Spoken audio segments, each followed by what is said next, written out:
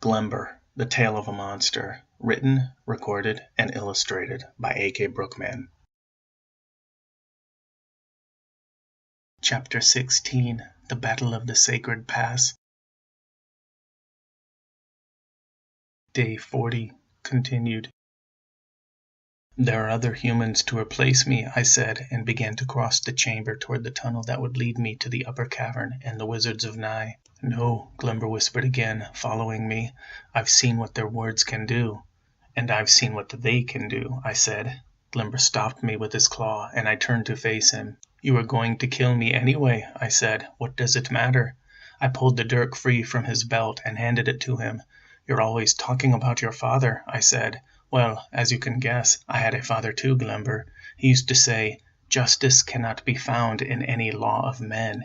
It is only to be found within men. Glember shook his head. You think you can do justice by walking up there? He asked. They are no simple wizards. They are assassins. You will not have your justice, human. You're right, I said at last. I pointed to the mechanism pack. Grab that pack, I said, reaching for the strap holding the Zyron barb in place. Yet, I released the strap and instead pulled the glow flower free and dropped it on the ground. As Glember was walking across the chamber toward the pack, I began making my way hastily up the winding tunnel. By the time Glember scooped up the pack and turned about, I was out of view.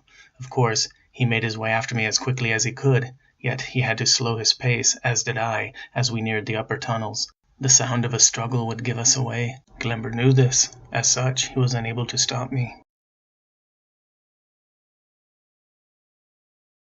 I came to a slow crawl as we neared the end of the tunnel that opened up in the recess of the upper cavern, eventually gaining a view of the cavern and the wizards. I could see 3 of them from my vantage point in the darkness, and even should they look my way, I doubted they could see me in the deep shadows. Glember was pointing deeper into the tunnel from whence we came, encouraging me to turn back now.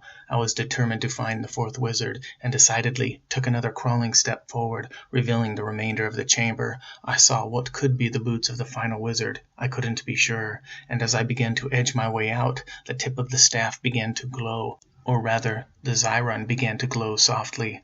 I pulled it back into the depths of the tunnel for fear the light would catch the attention of the wizards. What was happening, I wondered. Suddenly, an intricate design revealed itself as splayed over the walls and earth of the tunnel entrance. It was the ward, I realized. Glember's eyes grew wide in the soft glow of the pulsating Zyron barb. Slowly, tiny mist-like tethers began to waver out from various points of the ward. They began to snake their way toward the Zyron barb. At first, I began to back away for fear the barb was somehow activating the ward. Then, I realized what was happening. The Zyron was absorbing it. Somehow, the Zyron barb was dispelling the magic of the ward. I'd heard the properties of Zyron were coveted across the land for various reasons, and yet, so few claimed to have seen it. Some were adamant about keeping it free of their homes for fear it would draw thieves, or worse. Whatever the doubts I might have had previously, I realized then how precious it was. It seemed as though some buried memory tried to surface itself. Something my sister said about that book she coveted so highly. It mentioned Zyron. I could not remember the details. I think she said it was magical. I needed to read that book. When the ward was no more, I leaned out further. I could see the 4th wizard. He was reading, seemingly oblivious the undoing of the ward of my presence. I imitated reading a book and pointed to the far part of the chamber that was mostly obscured, letting Glember know where the final wizard lay. He nodded as though he understood, although he did not seem fond of my plan to rush the wizards. I had to admit, the plan could end in no more than our deaths, despite our best efforts. Slowly, we made our way back down to the chamber below. Even asleep, it would be difficult to overcome the 4 of them. That one remained awake made it near impossible. Is there another way out of here? I asked Glember quietly when we were both below. Glember shook his head. I'd hoped we could leap on the 2nd day, perhaps get lucky, I said. Or perhaps you could, and I could make my way back home. Glember said nothing. I was calmer now. Some of my fury had dissipated. No, I'd not bring justice with my death. My hope was to take one of the wizards or 2 with me, at least, yet I doubted I could reach one before I was taken down. I paced the chamber before sitting at last. Glember, as was his norm, remained silent. What was I thinking? I nearly charged to my death. I had a family waiting for me. This gargle had dragged me across the realm, hurling me at danger, the likes of which I had been lucky to dodge so far. For what? To slay me? The truth was, none of this had anything to do with me. Why should I care? Why should I even be involved? To the hells with these tyrant wizards and this insane goggle. I only wanted to go home. How had I been dragged into this? Now my family was at risk. Were I to escape, they'd come looking for me. They knew where I disappeared from. They'd find my family and wait for me. They'd interrogate my family, perhaps torture them. I had to get back home. I had to warn them and get them out of mid-Meristheria, retire to the eastern outskirts perhaps. I needed to make it home alive. "Did you actually think you could dispel my magic without alerting me?" came a voice of sudden. I whirled about as Glember leaped to his feet to find one of the wizards standing in the tunnel entrance to the lower chamber. Without hesitation, the wizard lifted his staff and began to mutter words in chant. An eerie glow began to form at his fingertips, and there came an explosion of light. Glember was knocked from his feet and slammed against the far wall. He landed on the ground, moving only slowly, mumbling incomprehensible syllables. The magical assault, however, did not reach me, having been absorbed by this iron spike held fast in the crevice of the staff I held, a staff belonging to one of the wizards Glember had slain earlier in our journey. The wizard looked to me, confused for a moment. "A fellow wizard, I see," he said. "You do know rogue wizards are put to death?" he asked. Behind him, the other wizards were filing into the chamber and taking up positions beside him, their own lips chanting softly. "I am no wizard," I said, taking a step back. "Yet there you stand, unaffected by my assault," he said. "You must know practicing magic without sanction is punishable by death." "I said I'm no wizard," I repeated. "I'm a simple farmer. I was dragged from my home and only want to go home." "Yes, that is what it appears," the wizard said. "Yet, somehow, I don't believe you." He placed a hand up to caution the other wizards. He wanted answers. It was the fourth voice, the one who had been reading, the one who placed the words. It was Jay's. This wizard, by the content of their conversation, was not one to trifle with. It was he who said I was to die. Yet he wanted information. It was my only chance, I realized. I had to use this confusion to my advantage. "Perhaps you are more clever than you look," I said, "for your words are barbaric at best," I added, moving the staff from one of my shoulders to the next. The Zyron barb had absorbed the magical assault, I realized. It was why Jays thought I was a wizard. This, and the undoing of his wards, of course. Again, the work of the Zyron. I was beginning to understand why so few people in the realms possessed this precious metal.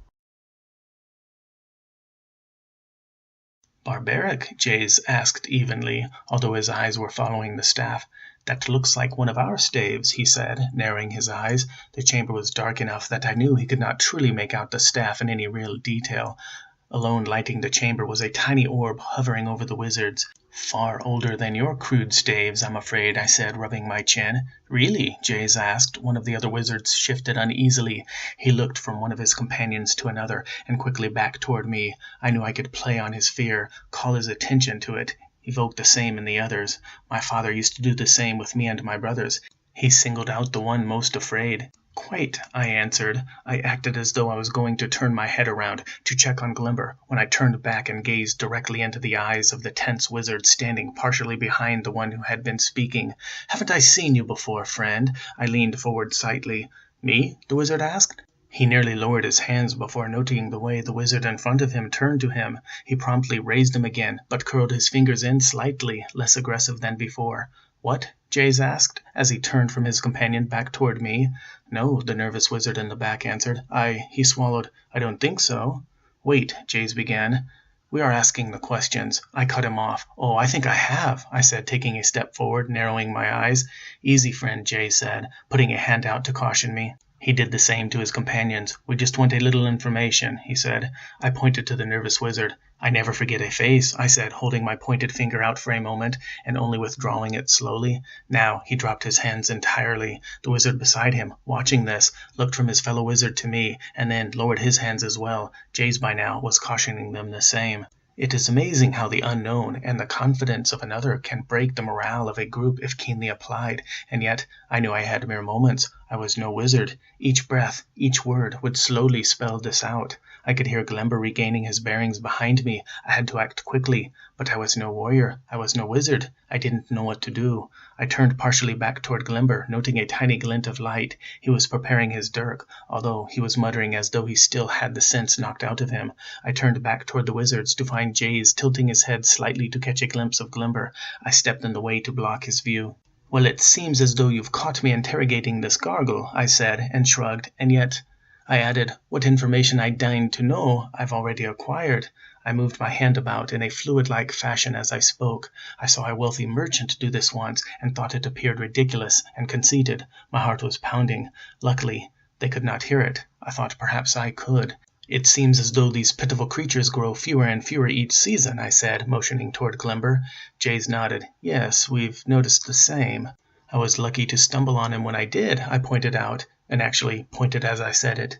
Jays was looking from me to Glember. Something was happening in his eyes. He was beginning to doubt the whole thing, I realized. He was too late. Glember, you see, was more akin a warrior. He knew exactly what to do. He hurled the dirk with all his might at Jays, the most formidable of the wizards, the greatest threat. There came a flash of light as the dirk neared the wizard, and yet the dirk sunk deeply into the wizard's chest, buried to the hilt in his heart. Jays fell to his knees. A look of excruciating pain splayed across his face. I think, had we not the properties of the Xiron near, the ward Jays had over himself would have deflected the dirk. I knew it was coming, though. I yelled out as loudly as I could to strike as much fear as possible into the gathered wizards. Two of them were already chanting, but my scream and the raised staff ended their words. "Get over there." I motioned to the side of the chamber away from the tunnel. I even walked toward them as though unafraid as I did. They made haste to do as I bid. Only one of the remaining wizards seemed unafraid, yet he was no fool. He had no idea what was happening, but he was not going to overreact. Glember wasted no time. He crossed the room and retrieved the dirk from where Jays was still grimacing on his knees. Now, Glember stepped behind the wizard and looked to the others, making sure to find each set of eyes. He gripped Jays' head tightly, grabbing a clump of hair and yanking his head back. Then he pierced into one side of Jays' throat, shoving the dirk's point in until it poked out the other side. Then he tugged violently, choosing to rip the dirk free rather than backing it out. Odd sounds of gurgling and rushes of air escaped Jays as he twitched about haphazardly before he fell to the ground. During this, I kept the staff I held pointed out toward the wizards in a threatening manner. The Xiron spike was glowing a dull and ominous light, adding to the heat. "If anyone follows," I warned, "you will not die so pleasantly." Glember and I backed our way toward the tunnel. The wizards did not move, yet I heard one of them chanting as we rushed up the tunnel passage. Although I wanted to rush from the cave and leave the place behind forever, I stopped Glember as we reached the upper chamber. "Wait," I said. Glember looked from me to the entrance of the cave and back to me. "There is no way we can defend against them out there," I said quietly. Glember blinked, but with a moment's reflection he nodded in agreement. "So, right here," he said. "As they come up?" I nodded. "If they come up," he added. I shrugged. "Unless you can think of something else," I said. "This is the best plan," Glember agreed. We could hear shuffling below now, and chanting. Yet the wizards did not advance. "It may take them some time," Glember said as he rubbed his dirk against his clothing. I nodded as though I understood, but could not take my eyes away from the tunnel and look his way. The Xiron spike was cool and dark now, and the view into the tunnel leading down to the wizards was one of staring into darkness. Still, the passage was narrow and steep, and one I thought we could defend as we stood on either side. I knew we were lucky to have survived that. Every moment beyond it was a boon. Still, I dared to tempt fate far more. I was not prepared to die at the hands of these foul wizards. Suddenly, I could see something moving in the passage. I prepared the spear. A large spider came crawling its way out, and I stabbed at it reactively. It burst into nothingness with a small flash of light. Another came, and as the Xiron of the spear's tip neared it, the spider dispersed in similar fashion. "Magic," Glember noted aloud, and I nodded. Several more came scurrying up the passage, only to be thwarted by the same. "Get ready," I whispered to Glember, and I began to yell out, as though in crazed pain. Glember began to do the same. It was not long before we heard one of the wizards making his way through the tunnel. Just as he neared the entranceway, I thrust the spear into him. There came a flash of light as his warding spells dissipated, and he doubled over. Glember came down on the wizard's back, plunging his dirk in again and again. When I finally had the strength to shove the wizard away from the spear, he was already dead, his head awkwardly hanging to the side as he flopped back into the passageway against his companions. I think they believed him salvageable, because they dragged him away and into the depths, whispering harsh and desperate words to each other as they did so. "Two more," Glember said. And yet we waited and waited. At times we heard their voices as they spoke softly to each other in the darkness below, yet they did not advance.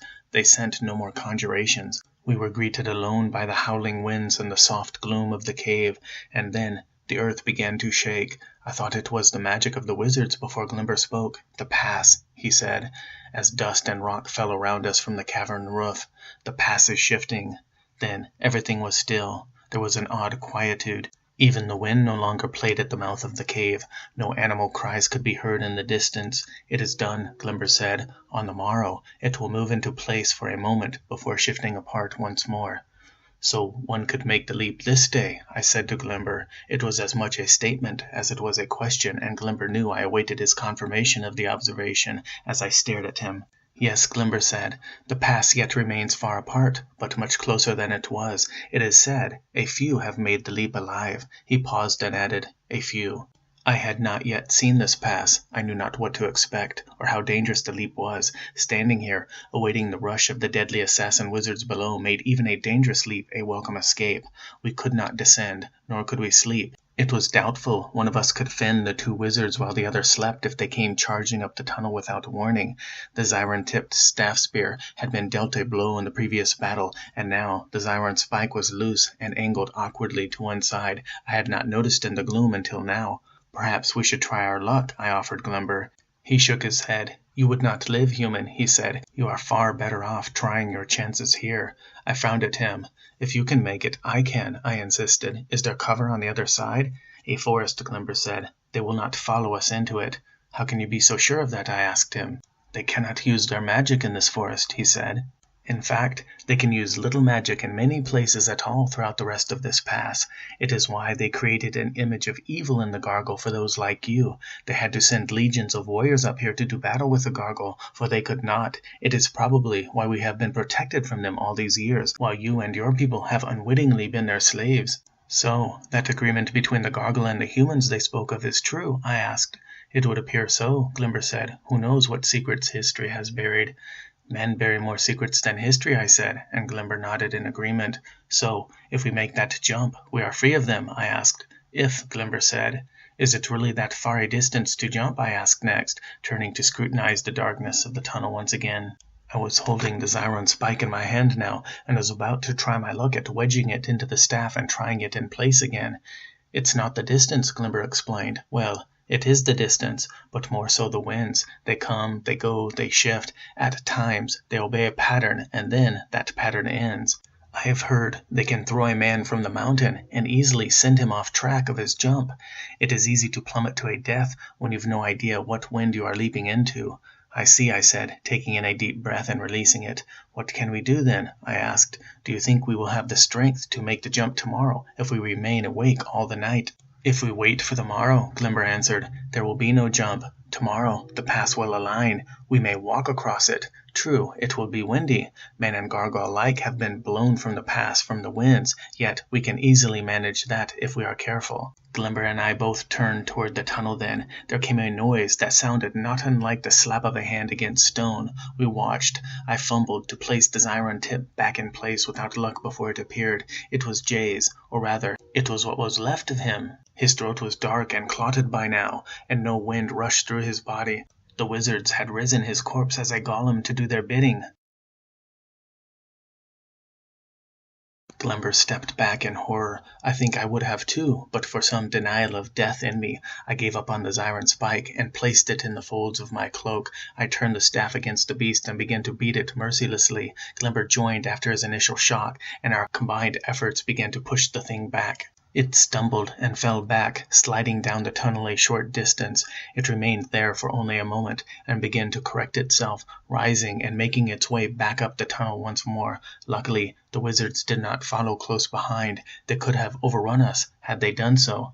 Yet it seemed they were taking precautions this time. Again, Glember and I beat the creature back, only to watch it fumble about for grip and footing and climb back toward us once more. How long could this go on? The monster would not tire. It felt no pain, yet it would eventually run our strength away. We had to devise a plan, and quickly. Who could guess when the wizards would be content that the golem had done its work to fatigue us and swarm up the tunnel to end it?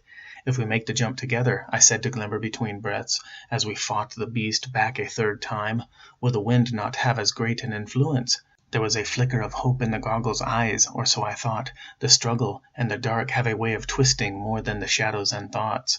"Perhaps human," Glember said. "Perhaps." The golem of jays clawed out at me, gashing the side of my face. I kicked it, nearly falling for my efforts as the creature managed to enter the chamber this time. Glember stepped in to confront it, slamming the pommel of his dirk against the golem's forehead. It staggered backward, but managed to catch a grip on the tunnel walls instead of falling back. Having regained my balance, I charged in, beginning my efforts with crushing the golem's fingers. It was going to prove much more difficult to push this creature back with its hold on the walls. It was the third time I slammed the staff against the creature's hand that a finger was knocked loose and the creature swung sideways and fell. Glember took a step forward and planted his foot on the creature's head, shoving it further into the depths below. "Let's jump," I said to Glember. "We can't do this for an entire day." I was gasping for air already. "We will die here for certain," I added.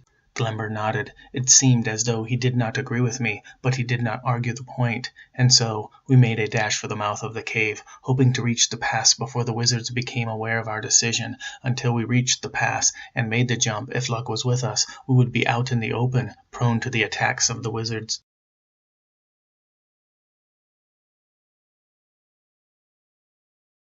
This concludes part 12 of 17 of Glember, The Tale of a Monster.